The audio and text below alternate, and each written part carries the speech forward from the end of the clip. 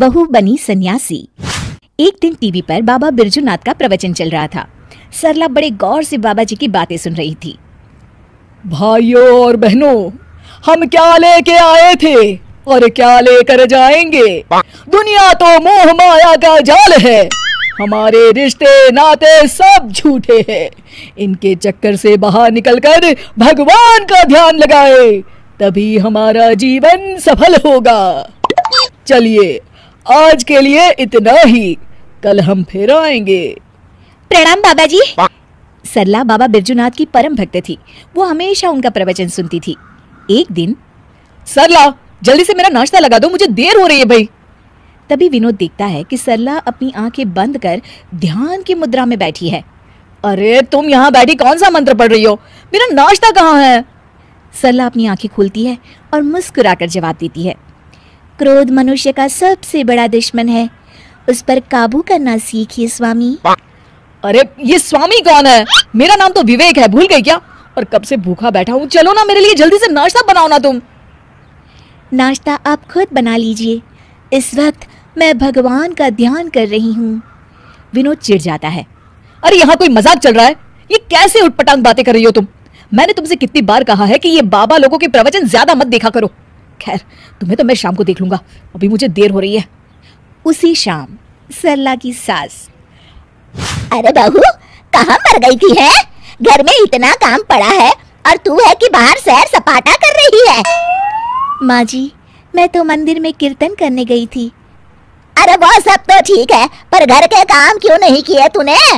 और ये किस तरह के कपड़े पहन रखे हैं तूने? नया फैशन है क्या? नहीं माँ जी, ये तो हम सन्यासियों के कपड़े हैं। आज से मैं सिर्फ भगवान की भक्ति करूंगी।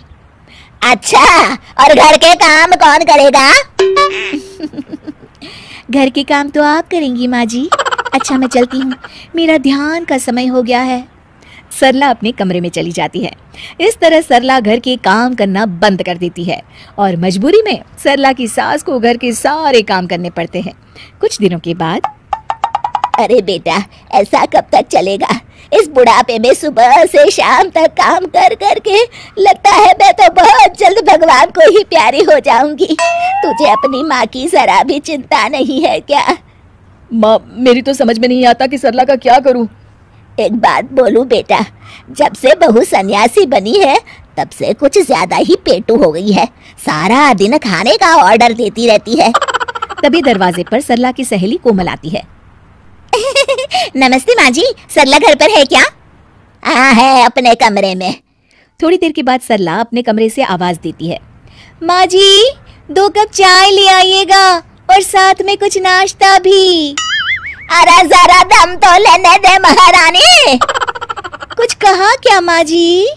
अरे कुछ नहीं बहू, आती हूँ चाय नाश्ता लेकर अभी। सरला की सास जैसे ही नाश्ता लेकर कमरे की तरफ जाती है कि दोनों के जोर जोर से हंसने की आवाज सुनाई देती है। सरला की सास वहीं रुककर दोनों की बातें सुनने लगती है। मान गए तुझे सरला, आखिर तू शर्त जीत गई। इतने दिनों से तूने अपनी सास को क्या बेवकूफ बना के रखा है और इस घर में मजे कर रही है। अरे वो बुढ़िया आधी बेवकूफ तो पहले से थी, मैंने अब उसे पूरी बेवकूफ बना दिया। अच्छा, तो ये बात है। ठहर जा बहू, अब तू देख ये बेवकूफ बुढ़िया क्या करती है। सरला की सास अपने बेटे विवेक को सारी बात बता देती है। अगले दिन, क्या हुआ माँ जी, ये सूटकेस लेकर आप लोग कहाँ जा रहे हैं? और आज आप दोनों ने मेरी तरह सन्यासियों वाले कपड़े क्यों पहन रखे हैं?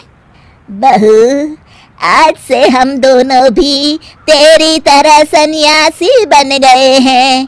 इसीलिए मैंने फैसला किया है कि हम ये घर बेचकर हिमालय चले जाएंगे भगवान की तपस्या करने।